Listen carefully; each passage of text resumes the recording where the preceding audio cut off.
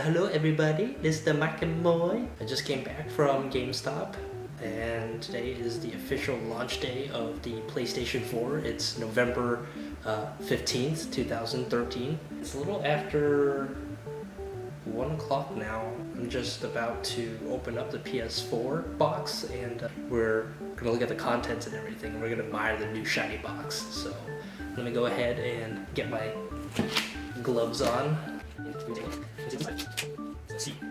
Now this is the first launch that I've been to where I actually pre-ordered the PS4. All the previous ones I always waited in line. Didn't do the pre-order thing because I didn't have all the money at that time. I don't know, I just never really pre-ordered them or anything, but the PS3 I actually waited 3 days in line for that. This was in college and I convinced my friend to go with me to buy the PS3. I was able to actually get out of class. I planned it accordingly because I wanted to make sure that I had the time to wait in line for it, basically. So I waited 3 days in line for the PS3. It was pretty fun. I met a lot of cool people, a lot of new friends and everything, so it was definitely an experience. Yeah, sleeping in line for 3 days at a Walmart, that was something else. But anyway, let me go ahead and find my knife. I'm gonna go ahead and start opening the box. So let's have it go. This is the box, by the way.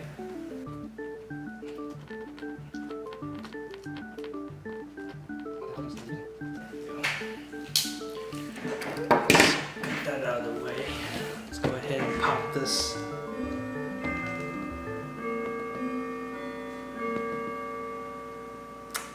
Yeah, that was the grandfather clock. Okay, anyway, so I'm gonna go ahead and pop this baby open.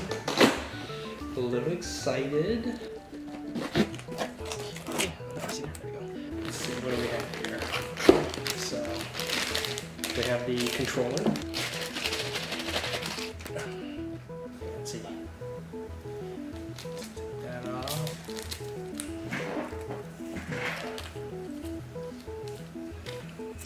Stop sticking to everything. Ooh, shiny. Well, not really. It's actually a matte finish, but this is what it looks like. So you have the LED at the top right here. This is a micro USB. That's where you plug it in to charge it.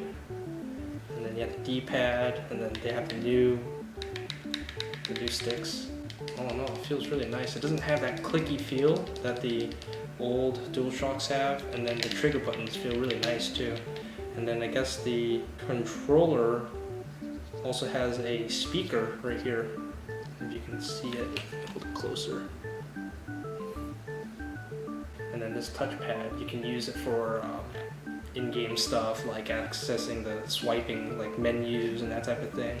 And then they also incorporated a share button on the controller now, and that basically allows you to upload videos to Twitch and Ustream. And then it looks like they did away with the start and select buttons, and then the only other thing that they have here is the PlayStation button.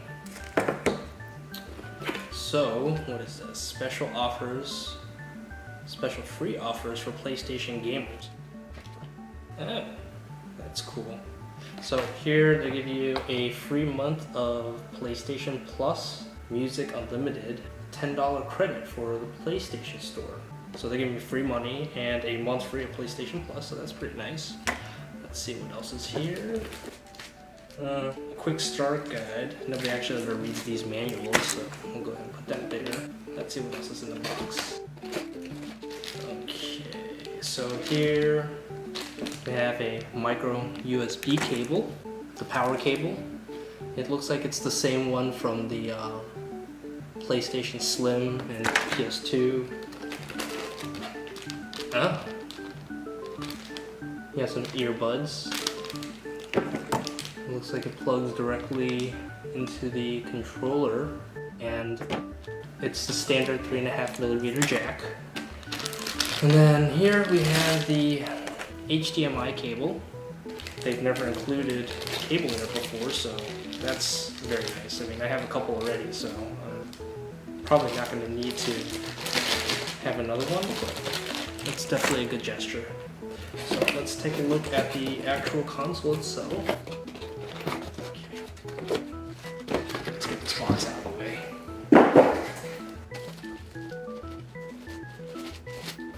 Ooh. Let's just lay this out like this.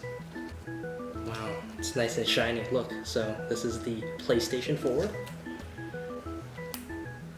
take a look at this. Very nice box.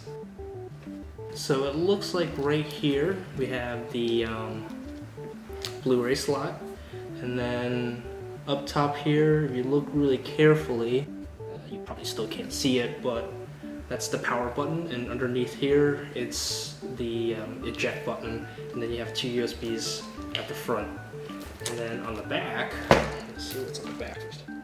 So on the back we have an optical out, and then we also have HDMI, the LAN for the network cable, and then an auxiliary slot, and that I believe is for the PlayStation camera, and then we have the power right there. So very cool, very sexy system. Now for comparison's sake, I also conveniently have the original PlayStation. Oh my god, this thing's a monster. Just so that way you can get a size comparison of the two systems.